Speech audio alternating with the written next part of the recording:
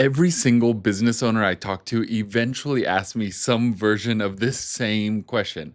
Should I put prices on my website or should I keep them off and make people inquire first?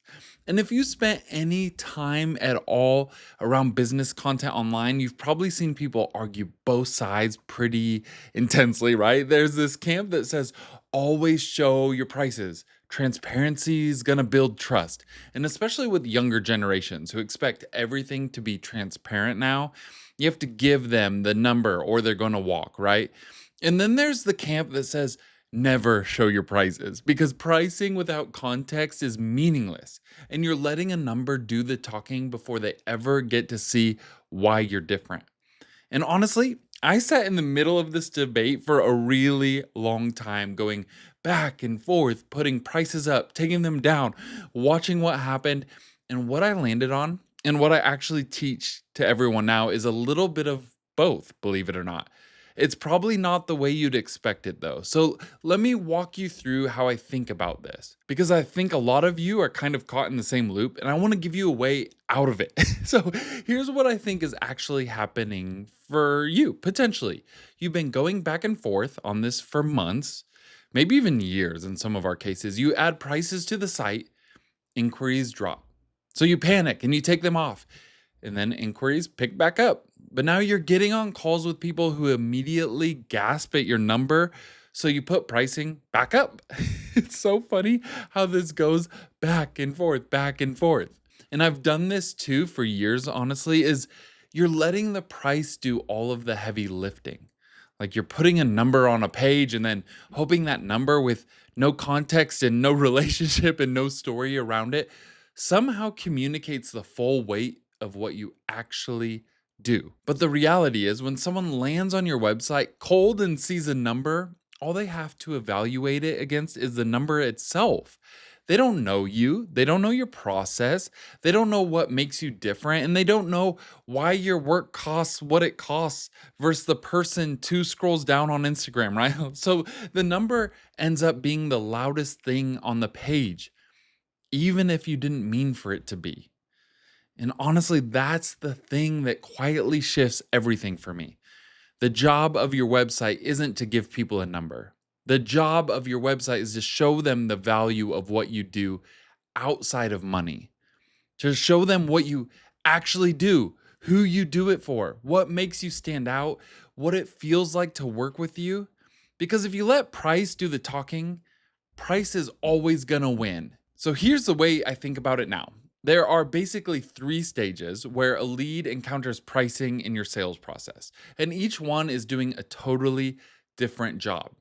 Stage one is a website. This is the cold stage. They don't know you yet. They're scanning. They're trying to figure out in about 12 seconds, a lot of times less, whether you're even somebody they could see themselves working with. Stage two, it's the contact form or whatever happens the moment someone raises their hand and says, "Hey, I'm interested. Tell me more." This is the threshold stage. They're not a stranger anymore, but they're not really a lead yet either. And stage three is a proposal itself. This is the decision stage. They've talked to you, they trust you a little bit, right? They're trying to figure out if this is actually going to happen. And what I see all the time is people picking one of those stages and trying to make it do the work of all three. Like the entire pricing conversation gets stuffed into the website, which is way too much, way too early, or the entire pricing conversation gets dumped into a 30-minute Zoom call or an in person meeting, which is honestly kind of way too much, way too late at that point. The shift for me is realizing each one of those stages deserves its own version of the answer. So let me walk you through each one. Let's talk about the website. When you put a number on your website, you're handing your most important sales tool, the chance to actually have a conversation with someone, over to a number that has no context attached to it. And like I said earlier, the website is supposed to be the place where someone gets a feel for who you are, what you do, why you're different. That's the work it should be doing. It's the moment a price tag shows up, that's the thing people anchor on and they will stay there. Everything else just becomes a footnote. when that happens. But after working with people for years, I can tell you, they almost never truly know what they need until you have the chance to actually talk to them about it. And if your website already has locked them into thinking about a specific package at a specific price, you've kind of taken that conversation off the table before it ever started. And here's the thing I want to be honest about, because I know what some of you are thinking. There's a real thing where someone lands on a website with no pricing and immediately goes, this is probably going to be more than I want to pay. And they just bounce. I really want you to know that we have to be willing to turn some people away. We have to be okay with that, because the alternative is putting a number on the website to keep those people in. And what ends up happening is the price filters out the wrong people and the right people, because none of them have enough context to evaluate it. And then you're left with this kind of weird middle ground where no one really gets a fair shot at being a client. The thing that does the deterring work for you isn't the price tag. It's often your branding, your voice, the way you talk about your work, the people you choose to feature, the projects you choose to share. When all of that is in alignment with who you actually want to work with, the right people lean in and the wrong people lean out. And you didn't have to use the price to do it. So here's where I do think pricing earns a place in the process. And this is the part I think a lot of people are missing. I was missing it on my own website recently, which is funny because I teach this all the time. But when someone is sitting in front of your contact form, you maybe might want to get a sense of the range. What is their budget? But also communicate your pricing. This is where we can do this. When they fill out the form, one of the fields can be something like, what's your budget range for this project? And then you give them a few options.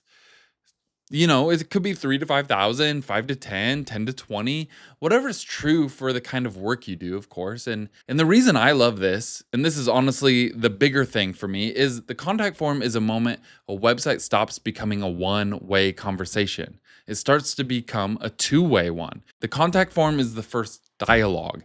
And our entire goal with the website is to get as many people, of the right people here, as possible to take that one next step into a two-way conversation.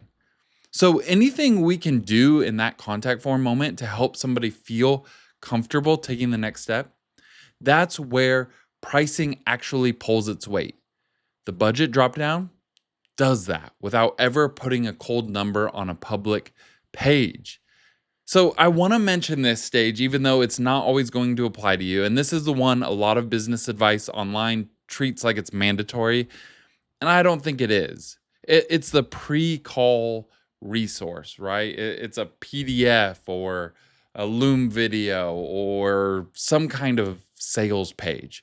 Whatever you send between someone reaching out and the actual conversation. That thing only really matters if you're getting plenty of leads, in my opinion. Like if you're swimming in inquiries and you need something to filter people out before they take up a spot on your calendar, yes. Send them a resource, send them pricing structures, send them set package information, send them the kind of detail that's going to make sure only the most serious people show up on the call. But here's the thing, if you're running a custom proposal business, if every project you take on is shaped a little bit differently to fit each client, a pre-call resource with detailed pricing in it can actually work against you, like big time, because now they're showing up to the call already anchored on a number you haven't even had the chance to contextualize yet.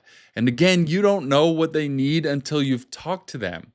So any pricing structure you send ahead of time is kind of a guess anyway, and guessing is never good in business. So for most of you, especially if your work is custom, I would say skip this stage. Let the contact form do the budget range work. Let the call be where you actually understand what they need, and let the proposal be where the real number lives.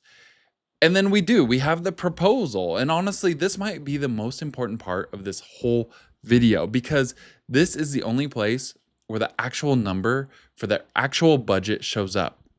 And if the proposal is built right, The number almost becomes the smallest thing in the document or the website page, whatever it might be that you're sending out as a custom proposal. Here's what I see a lot of, and I did this too for years, honestly. People build proposals like invoices. They list out the deliverables, slap a number at the bottom, send it off, and then wait. And then they wonder why people go quiet. They wonder why the close rate is so inconsistent. They wonder why pricing always feels like the hardest conversation. And the reason is that kind of proposal is just numbers and stuff. There's no story, there's no vision, there's no like sense of who this is going to be for and how it's going to transform their life or their business once it's done. A good proposal is barely about the number. A good proposal is mostly about them. It's about what you heard them say on the call. It's about the struggles they told you that they're sitting in, the pain points that they keep running into, the thing they said they wish they could have fixed. And then you reframe all of that. You hold up the flip side. You show them what it could look like I was saying. You show them what it could do if you work together. You cast the vision, you dream with them. And then somewhere inside the bigger picture, the number shows up and the number lands differently because it's not the first thing they see and it's not the loudest thing on the page anymore. It's kind of just the cost of getting from where they are now to where you've just shown them they could be. The proposal isn't a price quote. The proposal is the moment you reflect their own dream back at them with a path attached to it, a plan attached to it. And the number is just the way the path gets paid for. It's such a different way of looking at it, isn't it? Here's what I've noticed though about myself once I start thinking this way. I stopped having opinions about pricing transparency. Like the debate just stopped mattering to me because I wasn't trying to answer a yes or no question anymore. I was thinking about where each piece of pricing belonged and letting each stage carry the weight it was actually built to carry.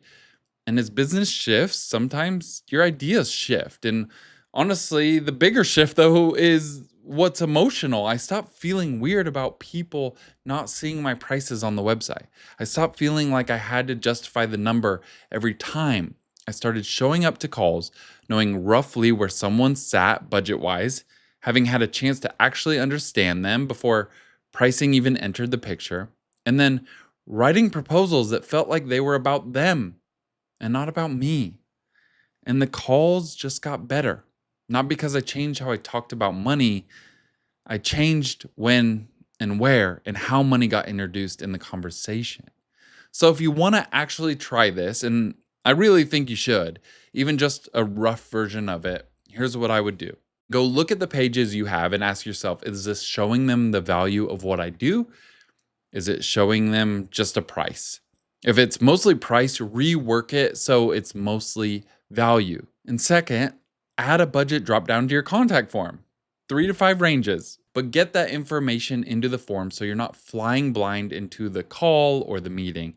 And so they're not flying blind into reaching out either. Third, though, look at your last proposal. Like actually go ahead, pull it up and ask yourself, is this mostly numbers and deliverables or is this mostly about them? Those 3 changes done together will totally change how pricing shows up in your sales process. And the wild thing is, you'll stop having this debate with yourself because the system will be doing the work the debate was trying to figure out all along. I think the pricing transparency conversation gets stuck where it's stuck because everybody's trying to win an argument that doesn't even have a winner.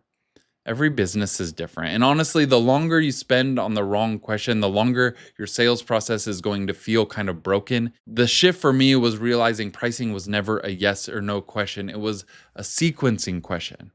What kind of pricing information at what stage? So go look at where each piece of your pricing lives right now. Move the ones that are in the wrong stage and see what happens to your inquiries and to your calls over the next month or two. And as always, remember throughout this whole thing, enjoy the journey, my friend. I know there's a lot of unknowns. It's hard to be a business owner, but we're in this together.